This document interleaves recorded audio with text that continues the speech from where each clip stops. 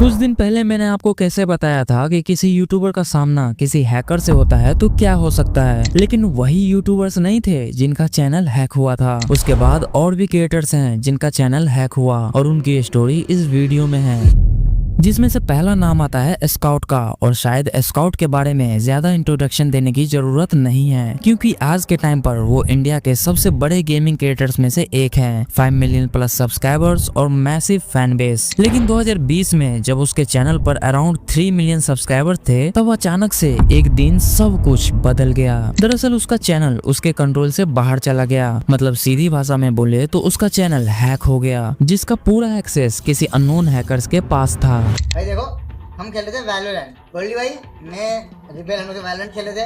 Valorant खेल के उठते हैं तो भैया मेरे को आता है नोटिफिकेशन कि your password has been change. मुझे लगा रिवेश क्या होगा, क्योंकि हम लोग हर महीने पासवर्ड बदलते हैं अकाउंट का। मैं आधा घंटा हुआ, आधा घंटा गोल्डी भाई का फोन आता है, तन्मय तूने पासवर्ड चेंज किया क्या? मैंने शायद रिवेश क्या होगा।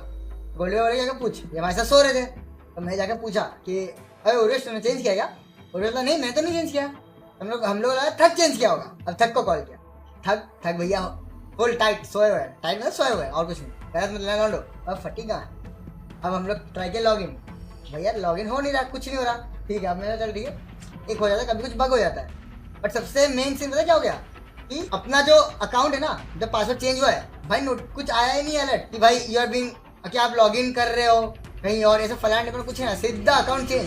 जिसके बाद स्काउट समझ ही नहीं पा रहा था कि क्या करे। लेकिन सबसे पहले उसने अपने क्लोज दोस्तों को कॉल किया और अपनी सिचुएशन एक्सप्लेन की। फिर उसने तुरंत एक्स ओपन किया और यूट्यूब इंडिया को टैग करके ट्वीट किया, my channel has been hacked, I need help from YouTube. और यहाँ तक कि उसने अपनी ऑडियंस से भी रिक्वेस्ट की कि इस ट्वीट को मैक्सिमम रिट्वीट करो ताकि यूट्यूब तक बात पहुँच सके। और फिर क्या था, ट्वीट देखते ही देखते वायरल हो गया, जिसके बाद पूरी गेमिंग कम्युनिटी भी एक्टिव हो गई। उसके फ्रेंड्स जैसे 8-बिट थग आगे आए, हेल्प की, और यूट्यूब ने स्काउट से डायरेक्ट कांटेक्ट किया। जिसके बाद यूट्यूब ने इन्वेस्टिगेशन स्टार्ट किया और फाइनली 4 दिन बाद उसका चैनल रिकवर हो गया। वो 4 दिन स्काउट ने कैसे गुजारे वो सिर्फ स्काउट ही जानता होगा। लेकिन सबसे इम्पोर्टेंट बात ये है कि स्काउट ने रिकवरी के बाद सिर्फ थैंक्स नहीं बोला, उसने अपनी ऑडियंस को एजुकेट किया कि 2 फैक्टर ऑथेंटिकेशन ऑन करो, फिशिंग लिंक से दूर रहो और अननोन ईमेल्स पर क्लिक मत करो। मतलब जब वो इस सिचुएशन में अटके तो अपने ऑडियंस से भी बोला कि भाई ये सब मत करना, नहीं तो मेरे जैसा हाल हो जाएगा।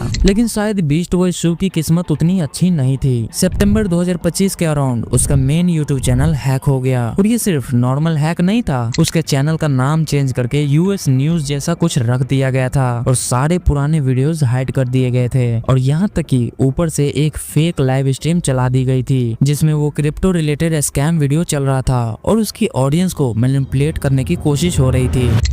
के मेल्स आते हैं मेरे पास, वो की वगैरह सेंड करते हैं कुछ गेम्स की, तो कभी कभार मैं वो गेम्स खेल लेता हूँ, क्योंकि कुछ गेम्स होती हैं जो मेरे को बहुत ज्यादा अट्रैक्ट करती हैं। तो ऐसा ही एक मेल आया था मेरे पास किसी गेम का, और वो गेम काफी अट्रैक्टिव थी, हॉरर गेम थी। ऑब्वियसली मैं अट्रैक्ट हो जाता हूँ हॉरर गेम्स की तरफ। तो यार मैंने उनसे बोला था कि मैं इस गेम को खेलने के लिए तैयार हूँ।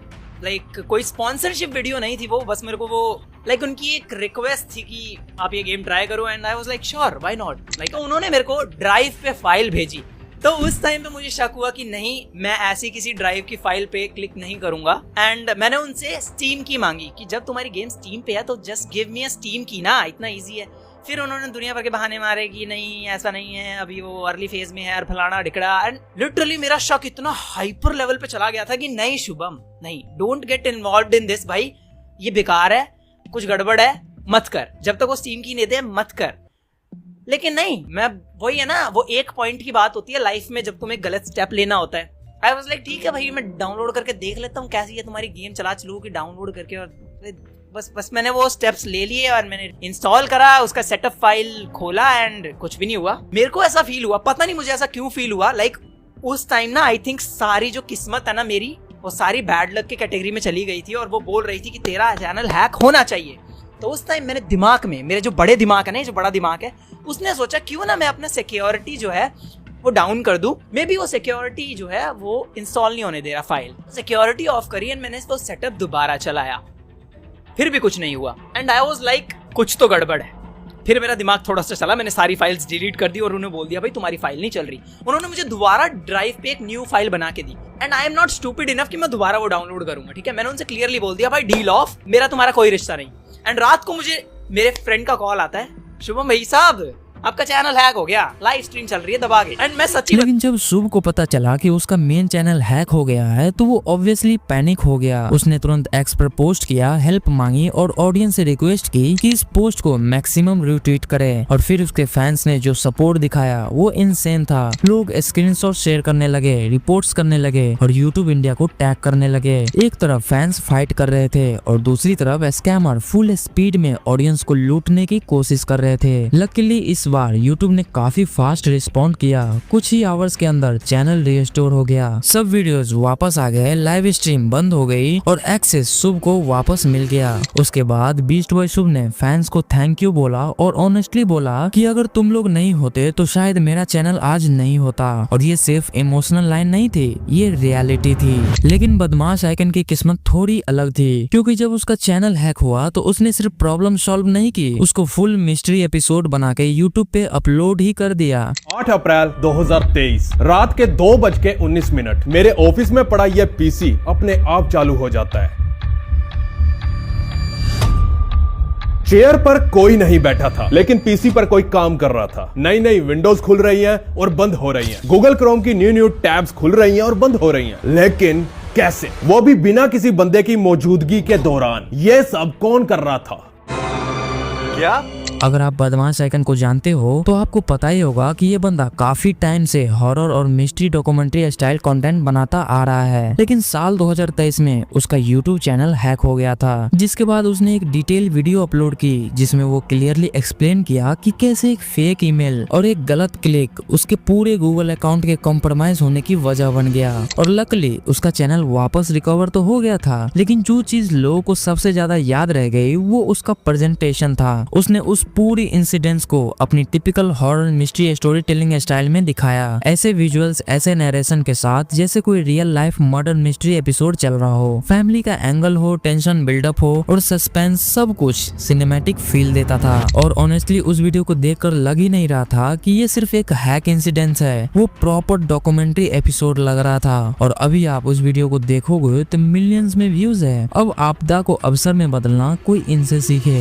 अब जब बदमाश आइकन की बात हो ही गई है तो फिंग को क्यों इग्नोर किया जाए, क्योंकि वो भी डार्क वेब, हैकिंग और कॉन्स्पिरेसी जैसे टॉपिक्स के लिए जाना जाता है। लेकिन जब फिंग का चैनल हैक हुआ था तो वो कोई नॉर्मल हैक जैसा फील ही नहीं हुआ, क्योंकि रिपोर्ट्स के अकॉर्डिंग ये ना कोई पासपोर्ट हैक था और ना ही कोई अकाउंट हैक, ये था सेशन हाईजैकिंग। अगर आपको सेशन हाईजैकिंग का मतलब नहीं पता तो सिंपल शब्दों में समझ लो, जब आप किसी साइट पर लॉगिन करते हो और ब्राउजर आपको ऑटोमेटिकली लॉगिन रखता है, वो जो एक्टिव लॉगिन होता है उसी को सेशन कहते हैं। और सेशन हाईजैकिंग में हैकर पासपोर्ट चुराता ही नहीं है, वो सीधा उस एक्टिव सेशन को ही हाईजैक कर लेता है, इसलिए हैकर को पासपोर्ट की जरूरत ही नहीं पड़ती। और इसी तरह फिंग का चैनल कॉम्प्रोमाइज हुआ, जिसके बाद चैनल पर अचानक से कुछ रैंडम वीडियोस अपलोड होने लगे और उनको शुरू में पता भी नहीं चला कि वो हैक हो चुका है। लेकिन लकीली फिंग का चैनल बाद में कैसे भी करके रिकवर तो हो गया, लेकिन ये इंसिडेंट्स फिंग के दिमाग में हमेशा के लिए रह गया, क्योंकि ये सिर्फ चैनल हैक नहीं था, ये एक रिमाइंडर था कि डिजिटल वर्ल्ड में सिर्फ पासपोर्ट स्ट्रांग होना काफी नहीं होता। कब, कैसे, क्यों कॉम्प्रोमाइज हो जाए ये कोई प्रिडिक्ट ही नहीं कर सकता। और जैसा कि मैंने पहला पार्ट में बताया था कि जब किसी बड़े यूट्यूबर का चैनल हैक हो सकता है तो फिर छोटे क्रिएटर का क्या होगा। लेकिन कहानी यही खत्म नहीं होती, क्योंकि ये वीडियो पार्ट 2 है और अगर आपने पार्ट 1 नहीं देखा तो इस वीडियो पे क्लिक करके उसे देख सकते हो। मैं आपसे उसी वीडियो में मिलूंगा, तब तक के लिए बाय बाय।